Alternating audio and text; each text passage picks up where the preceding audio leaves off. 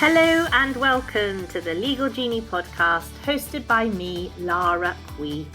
This podcast is for anyone looking for some career inspiration and mentoring in the legal industry.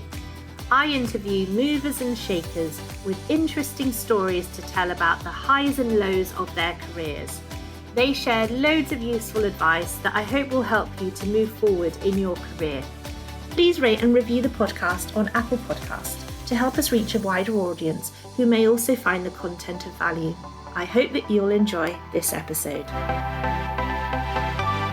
Hello and welcome to episode 33 of the Legal Genie Podcast.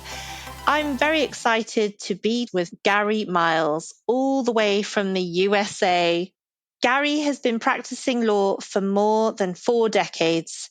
He's been a trial lawyer and the managing partner, a leader and an entrepreneur. He loves helping people solve problems, and he's very passionate about showing people how to free themselves from the prisons that entrap them. So many lawyers are stressed and overwhelmed in their practice, and he provides tangible, practical tools to help those clients overcome their obstacles, freeing them to enjoy the success and fulfilment that they have always craved. So I'm excited to be talking to you today, Gary. Welcome to the show. Lara, thank you so much for having me on. This is just great. It's the amazing thing about modern technology that we can connect in this way, isn't it? It really is. 12 hours apart in Singapore and Pinehurst, North Carolina, but it is really wonderful. So on this podcast, what I like to focus on is your career journey. So tell me about your childhood and where you grew up.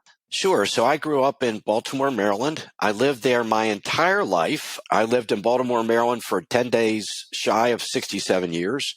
I think I was so provincial. It might have been 40 years till I escaped our little state for any purpose. I always wanted to be a trial lawyer. My older brother, who is my mentor, was a trial lawyer before me. I followed his path into the same college and the same law school and entered the same practice area of trial work in the Baltimore, Maryland metropolitan area, and started with a small firm after clerking in federal court.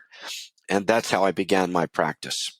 So it sounds like your brother was a really big influence on your life. What was it that got him into law in the first place? You know, that's interesting. I'm not sure I really know the answer for that. I think Gene was always very, very intelligent, very articulate. And I think like many of us, he had a passion to make our world, our community, a better place. And I know I felt that in law, I had an opportunity to really be of service to people in as many ways as I could. And for me, that was a really big motivating factor. How can I serve and help others? And I think Gene came from the same mindset.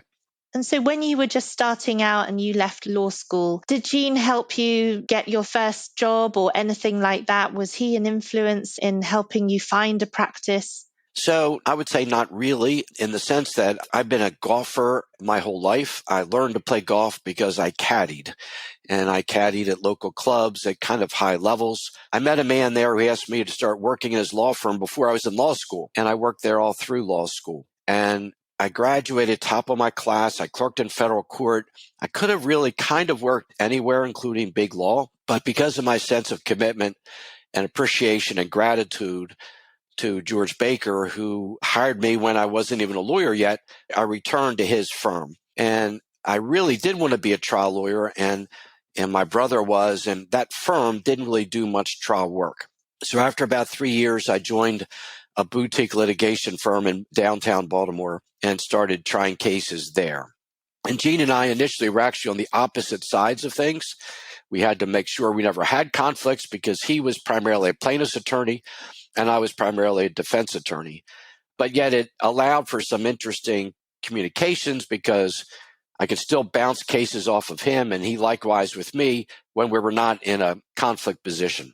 So tell me a bit about that journey from being an associate at Baker & Baker, and then within litigation, I know that you sort of chose various practice areas to specialize in. Tell me about that journey. Sure. So when I went with a firm which was then called Lurch and Huseman, and this was a few years back in 1982, they did mostly insurance defense work. And I did that in a variety of areas. but it began to be a focus in transportation litigation, which is a nice sounding word for I represented truck drivers who are in bad accidents on highways. And not sure about Singapore, but in this part of the world, no one likes truck drivers. Maybe now with the supply chain issue, we realize how important truckers are. But back in the day, everyone did not like truck drivers. So I really spent the first large part of my career doing that kind of work, representing truck drivers for primarily insurance companies or for self-insured trucking companies. I liked doing it. I was good at it. It kept me fairly busy. But later in my career, I decided to make a change. And I felt like that kind of work was not sufficiently fulfilling for me. I loved the carriers that I represented, but there was not enough of a personal connection, enough of a real human piece to it. So if I'm representing a truck driver in a case, I may not have met him before the trial, and I certainly wasn't going to see him after the trial.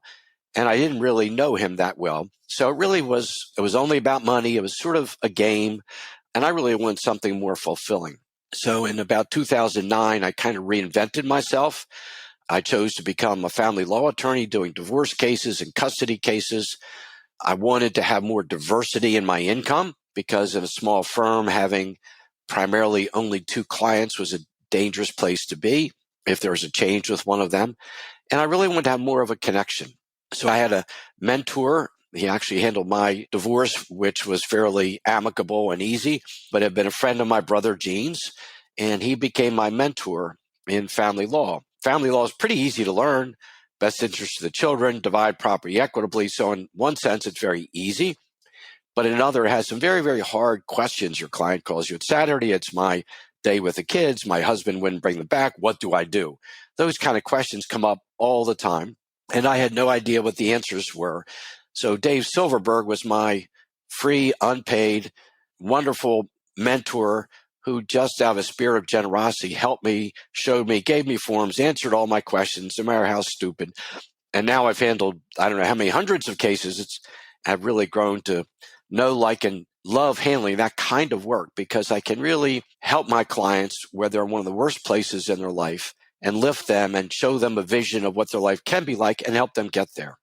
That sounds like quite challenging work. How did you keep yourself from getting too emotionally involved? And there must have been some quite difficult cases, especially with regard to child custody and things like that.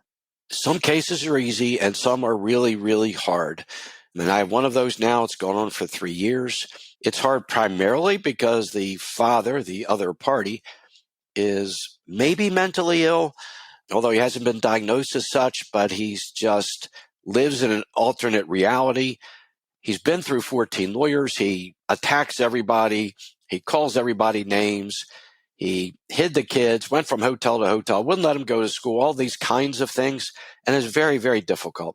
And I've been incredibly supportive to my client, and she's over the top appreciative of what I've done. But despite all that, it's not my life and not my problem. And I'm very, very empathetic with her.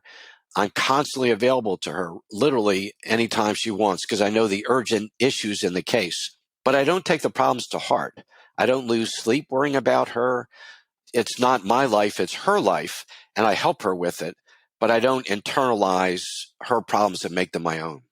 It sounds like that's a very important ability, and it must be quite difficult to be empathetic and, as you say, available and responsive in such a way when it's such a personal matter to that individual and they express a lot of anguish. So what about the way that you handle this family law practice compared to the transport practice that you used to have? What are your thoughts on the different approaches to those and the sort of the pros and cons to each practice? Sure. So when I did the transportation defense work, things fit into a certain pattern over 30 years of doing that. And I still do it today, although on a much more limited extent. You'd see the same fact patterns. You're dealing with a very intelligent client. The insurance claims representatives, it's all they do. They know litigation. They know cases. They know values. I don't need to educate them. We work hand in glove, and cases fit into a certain pattern. I had the same way pretty much of handling each case. I take a deposition, ask different questions maybe, but I mean, over the time I could take a 3-hour deposition with almost literally no preparation, just a few bullet points because I've done it so much. Every family law case is very different. Each person is different. The issues in the family are different. Our clients are not educated about litigation. They don't know family law, and they're very, very emotionally weak and overwhelmed with either anger or fear or victimization or some sort of emotional pain. And so you can't use a cookie cutter approach there, and you really spend a lot of time educating your client, maybe reshaping their goals, because sometimes they may come from an approach, I just want to be done with this. I'm over, just get it over with. I don't care. He can have everything. Well, that's not really a good place to be, because you're doing it out of a place of emotional weakness. And if that was the result, 2 months later, they'd say, how did you let me do that? So a lot of it is really shaping their goals, giving them confidence, lifting them up, supporting them, and painting for them a vision of how good their life can be when they're past this overwhelming trauma. I read somewhere that a really difficult divorce is the second most stressful thing someone encounters in their life after the loss of a child, more than the loss of a spouse. Now, I don't know how someone exactly reaches that conclusion, but I think it's really appropriate that it's just a terribly stressful situation. In my trucking defense, there is no emotion to it at all. The truck driver who appears in court as a defendant doesn't really care because he has insurance. And the insurance company, it's really just logical and about money and what makes sense and how do we handle it. But there really is an element of educating our client in family law and supporting them emotionally, which is not at all present in the insurance defense realm. So tell me about how you moved into coaching and how you are coaching your clients in the legal situation as well. But now I know that you also do coaching in another style for people who are not your legal clients. Tell me about that. Yes, that's right. So right now I'm coaching and supporting lawyers who feel like they're stressed and overwhelmed in their work. For me, when I became a lawyer, it was one of the biggest days of my life. I know for many lawyers, passing the bar and being admitted to the bar is huge. And I think in the UK, we call it called to the bar. It's different, a little different. The process here is different in the States, but I suspect that the feeling is the same. That day is a wonderful day. But then 10 years later, those lawyers are stressed and overwhelmed and overworked and not happy. And that's a real problem here in the United States. And I really have learned throughout the world as well. They're overworked. They feel like they're underpaid. They still have financial issues. And I've always had a passion for health and wellness and mental balance. So a little bit about my personal journey. I'm sober in recovery for a little over 30 years now. And I used to be an active alcoholic for a period of time when I was practicing. And I've changed how I view cases. I've changed how I handle my life through that transformation of getting sober and living a sober life. And as a result of that, I've seen the law profession has scary statistics about substance abuse and even suicide. We're one of the highest or lowest, depending on how you look at it, professions for suicide rates. And for about 20 years, I worked with the Lawyer Assistance Committee in my state and county and chaired the committee. And we would reach out to lawyers and judges and even law students who had some mental health issue, depression, anxiety, or substance abuse. And I loved helping them. Trouble was, there weren't enough to help because so many of them said, I'm okay, I don't have a problem. What I wanted to do now is take it to the next level or an earlier level and help people before they get to the stage where the grievance commission is reaching out to them or they need to see a psychologist or psychiatrist because of severe mental issues, and really help them when they're just struggling and not feeling well. And bringing some of the same tools I've learned from 40 years of both coaching and mentoring and also my own work with myself to share some of those ways that they can free themselves from those mindset issues that often really make their life miserable when it doesn't have to be. So what about your personal journey into alcoholism, that gradual slip into that, and the reasons that you felt that happened, and how you managed to identify and actually come to terms with that? So it is a slow process. Alcoholism is a progressive and to its end a fatal disease. I believe it to be a disease. I don't really know why I'm an alcoholic. I believe it's genetic. or genetically based. Studies have shown that. There were a number of alcoholics in my world. My dad died sober in recovery. We got sober together, which is kind of a beautiful story. And I don't know how I got there. What happened was I realized at times I didn't want to drink anymore. I wanted to stop. I told myself I was going to stop, and I couldn't. And there was almost nothing in my life that I had been unable to accomplish to that time. But try as I might, every day I was going to stop, and every day I failed. And ultimately we get to the point where something happens that causes us to realize we really have to do something. And for me, there was an event where I really lost my memory of something that happened the night before. We call it a blackout. And I'm very bright. I remember a lot of things, and I couldn't remember something really important from the night before, and that scared me. So that's what led to me entering a program of recovery. And for me, it's been the greatest gift in my life. Really, I don't know where I would be today without it, but I'm really, really grateful for that opportunity, which I didn't deserve. I did nothing in my personal behavior or actions at that point to be given the gift of sobriety, but I'm very, very grateful for it. We hear these days a lot about addiction and the pressures that lawyers face. What advice can you give to someone who might notice that instead of coming home from work and pouring themselves a well-deserved glass of wine and just enjoying wine for the sake of enjoying wine, when that tips into actual alcoholism, what are the signs that they need to be aware of to make them think, actually, this is a bit more than me just enjoying a nice glass of wine tonight? Well, I think the one thought I would throw out first is that the only thing that matters is if they want to keep drinking the way they are, because I got to the point where I didn't want to anymore, but I couldn't stop. And once I had that mental thought that this really isn't working for me, this isn't good for me, and I want to stop, and I couldn't, that was a warning sign. But I guess to me, the two warning signs are if I didn't want to drink and I told myself I wasn't going to drink, but I still did, that's a danger sign. Or if I said I'm going to have 2 drinks and I had 10, that's a danger sign. So it's really losing the control over if we drink and how much we drink. That really, to me, is the key. But I know I've spoken to other attorneys, and there's so many out there who realize this isn't really working for me, and they made a conscious choice when they could to not drink, and were able to change that. I didn't have that power at the end. I couldn't choose to not drink. And at the time, I thought I was weak. I thought I was a terrible person. I was full of shame and guilt and remorse. And I learned now that I really had a disease. I had lost all power over it. So what was your first step once you realized that you needed help? What help was there for you? Well, I entered a program of recovery, and I've practiced that program ever since.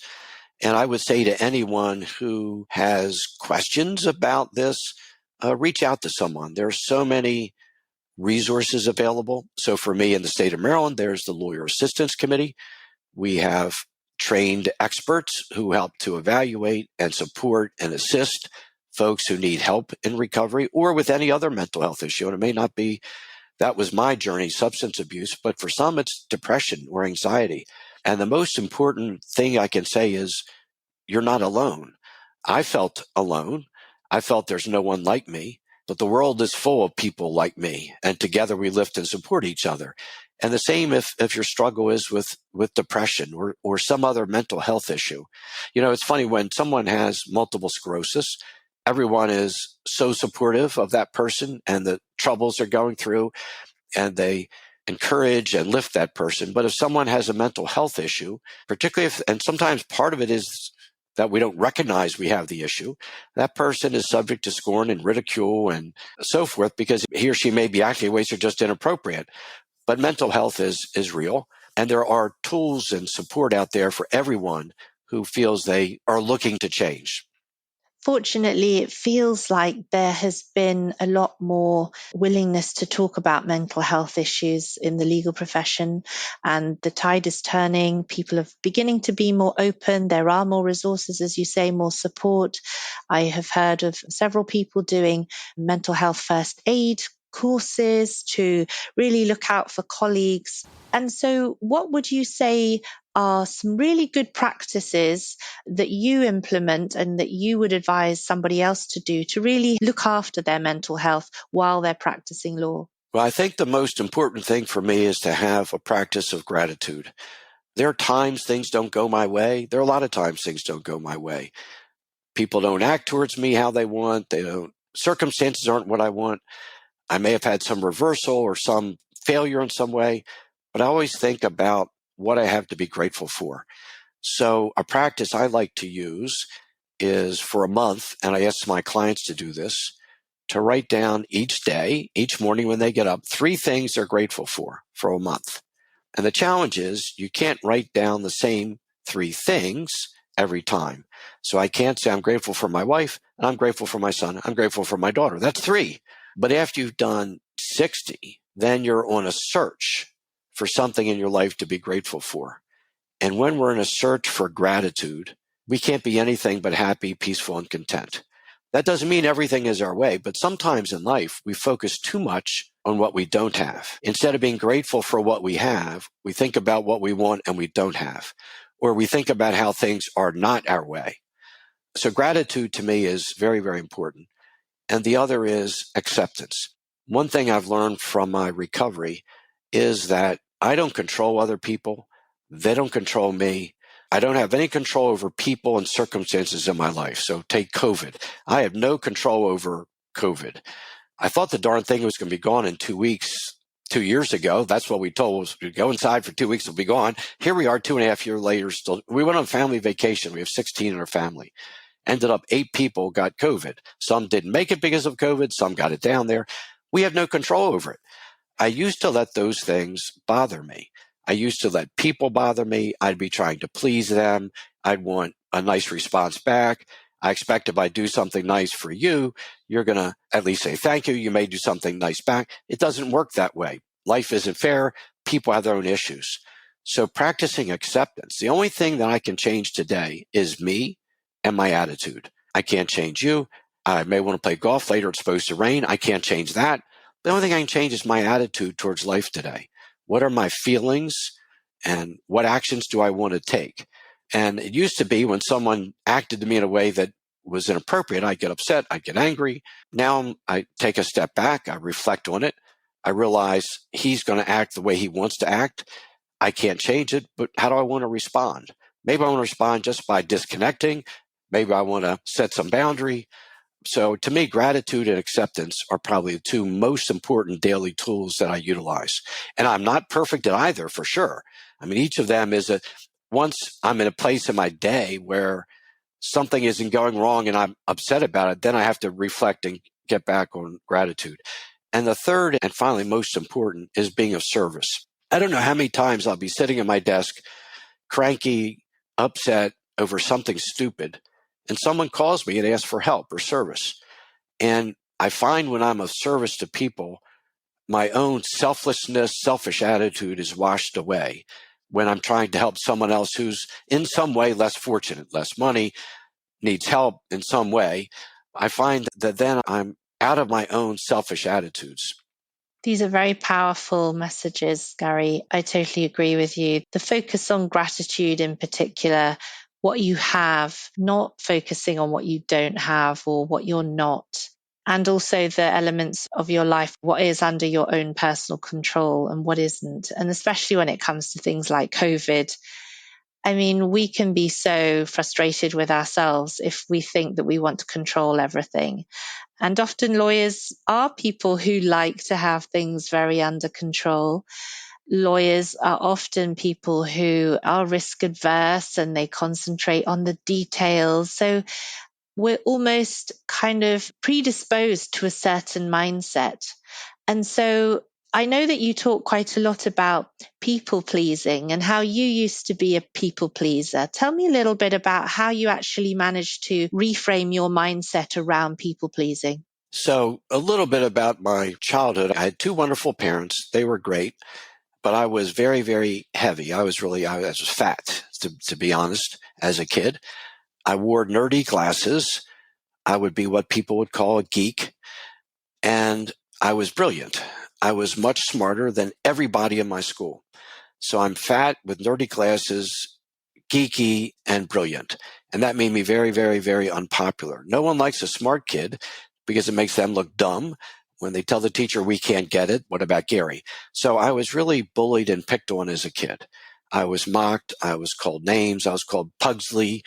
I was called Arnold, which in the U.S. we had a show called Green Acres, and Arnold was the pig, and names such as that. And so it gave me a desire to be perfect in everything I did and to win approval of other people, because I was on a search for that because I didn't get it growing up. So the first 10, 15 years of my practice, I was all about acting towards Lara the way you wanted me to act, and then later acting towards Jack the way he wanted me to act to get approval. It's a very frustrating, it's not inherently bad to please other people, because that person is usually nice, they're kind, they're sweet, they're helpful, and all those things. But it gets to a point where you lose your own self, where you don't set boundaries, you're not being true to yourself, you're acting the way other people want to act instead of the way you want to act. And it's very, very frustrating because I might try to get approval of other people, but not get it, even though I might deserve it. And so it was frustrating, depressing. And I realized that I had to kind of flip how I look things, and that the only person that I really have control over is me. And I have to be the best me that I can be. I should not be getting your approval, but I should be looking at how was I a month ago and how am I now? Have I improved? Am I acting responsibly? And if people don't like the choices I make, if I have to say no to someone for some reason, that's okay. And I realize now that other people's opinions on me just don't matter. They're entitled to their opinions, but they don't control me. If they think I'm this, that, some negative thing, it doesn't make me that. That's just their opinion. I'm responsible for myself and my own success. And it's very freeing, completely freeing, when I'm no longer worried about what other people think of me. That's right. If you detach yourself from that and you look at how you yourself interpret things and how you behave, and it's only what you tell yourself. It's the inner voice that's the difficult one. Our inner critic, so harsh. Yes. And sometimes we are so hard on ourselves. Someone told me once that I should talk to myself the way I talk to my kids. And some people may not have kids. You may choose your best friend or your sister, but we would always lift and support those we love. But if I drop a bottle and the glass and the tea spill over the floor, I start calling myself names. But if it was someone we love, we say, oh, that's okay, we'll clean it up. So sometimes we have to be very compassionate with ourselves. And sometimes we are our hardest critic. And so when we start thinking about being our best selves, we have to also practice some compassion and forgiveness for ourselves, because we're never going to be perfect. We all make mistakes, and we just learn from them. Yeah, so you mentioned the word perfect, and certainly many lawyers are perfectionists. So were you a perfectionist, and are you still one now? I absolutely was. And came from the same situation growing up that I described. I wanted to be perfect. I didn't want to be perfect. I wanted to show people how good I was and that I deserved their approval. I graduated top of my class in high school, college, and law school, and I was very motivated. I worked very hard. The trouble with being a perfectionist is we always fail. I'm not perfect, and I can't be perfect, and I can't do anything perfectly. And so it creates a cycle where even though we're striving for perfection, we're failing 100% of the time because we're never perfect. Today, I strive for excellence. I can be excellent. Now, I can be mediocre too, and that's not good. But if I strive for excellence, that's something that I can achieve. Perfectionism also leads, I found, to procrastination. If I'm working on a brief for the court, I can write it pretty well. I can rewrite it. I can rewrite it. After 3 drafts, it's excellent. I could keep reading the darn thing, looking for one more misplaced comma or substituting one word for another, and I don't really change how good it is. But I always want to make it perfect, so I keep reading and rereading, and and we waste time. And often it leads to us putting off tasks we want to get done. So, to me, A- work or B+ work as a lawyer is just fine. But if we strive for A+ work all the time, we'll get very little done, and we'll be very unhappy with our work product because it won't ever be perfect. So, thinking about advice for any young lawyers who are listening right now, what messages have you got for them? Always know that you're not alone, and that it is a sign of maturity and responsibility to ask for support. That could be from a family member. It could be from someone in your firm that you trust. It could be from someone outside the firm you have a professional connection with. It could be from a therapist or a coach. But don't just let the overwhelm and stress keep building. Speak to someone in confidence and ask for support, because we're never alone. And there's a world of support out there for whatever it is that is causing us challenges. But too often as lawyers, we have to have all the answers. We have to be confident. We have to appear very strong. And it's hard sometimes to acknowledge that there's something going on that's causing us some issues, some stress. So you're not alone. Ask for support.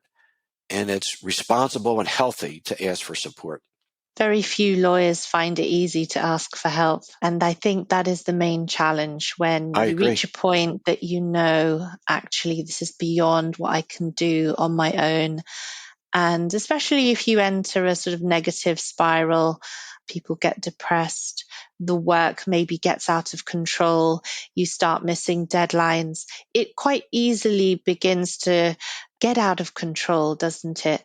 And people don't want to show weakness and they don't want to reach out to their colleagues.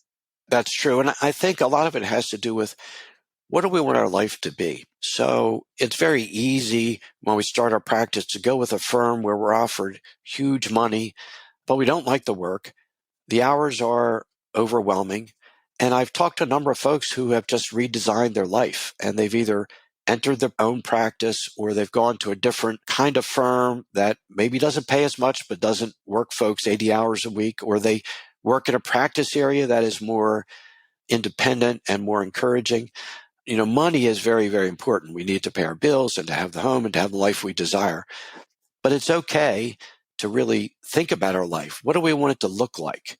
10 years from now, where do I want to be and what do I want to be doing? Do I want a life where when I'm in my 50s, I'm working 70 hours a week and I don't see my family and my kids just to accumulate more stuff? Or do I want a different way of life? And both of those are fine. But I think sometimes we get stuck. We enter the practice of law usually to be of help and to be of service. Not too many people in law school say, I went to law school because I want to make money. They know that they can make money, but that's not their overriding goal. Their overriding goal is to help society in some way. And so for those who are really unfulfilled in what they're doing, take some time, reflect. What do I want my life to look like? And I've learned we can really have any life we choose. We can make it whatever we want to make it. And people, I transformed my life personally through my recovery.